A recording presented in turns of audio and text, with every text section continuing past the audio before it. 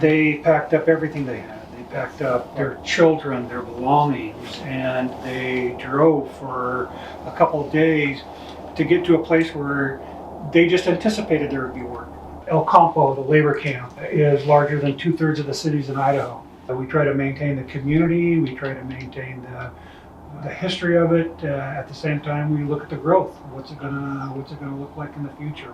My father got here by signing a contract with the sugar beet company to harvest sugar beets. And in those days, in the late 40s, sugar beets were all harvested by hand. And so that was the way he was able to get an agricultural job and qualify to live in these facilities. It would have been between 47 and 53. They grew up in Seattle. They were placed in the concentration camps in Wyoming and came here from Wyoming. And that was one of the things that a lot of people don't realize is that during the war, the state of Idaho was looking for war contracts for their produce.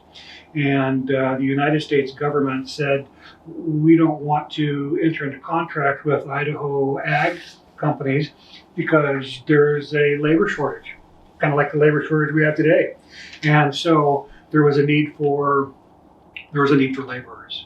And I think our country did a terrible thing by the way that we treated the first generation of Japanese Americans that lived in this country. And then we asked them to help them with our agriculture. And so they did good by us. This was always a welcoming place, though, for those minorities like the Japanese Americans and the Hispanic people, because during the period the Japanese Americans lived in this camp, there was only one restaurant in Caldwell where they could eat. I can eat at any restaurant in Caldwell now, but at that time there was one restaurant that allowed them in. So no Mexicans allowed. English speaking Only.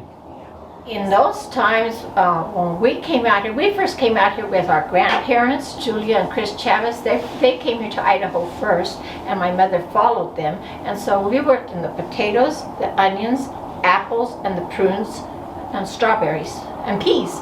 We would go in the fields. By 5, we would be in the fields.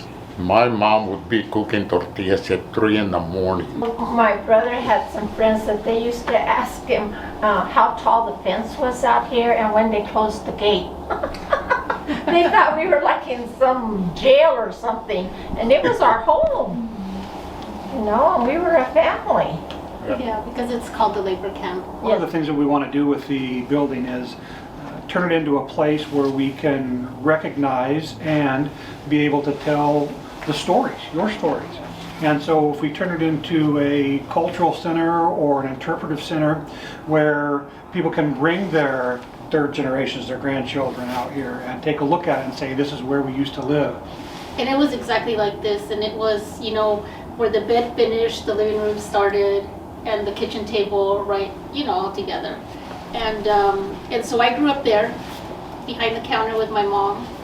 And so from I remember from 1972 till, she passed. My parents were famous for their barbacoa and their chorizo. They sold real pit barbecue, barbacoa and our chorizo. And that's where the place to go for, after work for, their staples, pop and milk and eggs. And The wood stoves were a cooking stove. So the thing was, there was tough. At the beginning, it didn't look like it was going to be tough for us. But once our family and my mom started cooking, forget it. She had to wait to cook beans while we were in the fields, because it was 100 degrees outside. Inside was just as bad. Yes. So it wasn't no air conditioning, no nothing. All we had to do was open the windows so we can go to sleep at night. Then we had to get up in the middle of the night and go to the bathroom. Take a shower, you go way out there. So it wasn't fun. This was it. The bunks, the stove, the icebox, the table to eat, everything was in this room. This was a room A room. for a family. and you could put 2 bunk beds here and the little walk space right here, and someone would sleep on the floor there and someone would sleep on the floor here. They were trying to make a better life for this next generation. Their hopes and their dreams are, I'm going to work hard and better myself to better my children. And also, they were hard-working farm workers, and they were working hard to put food on the table, not just for their families, but for everybody. And so that's what this building represents to me, is the hard-working farm worker, the dedicated farm worker.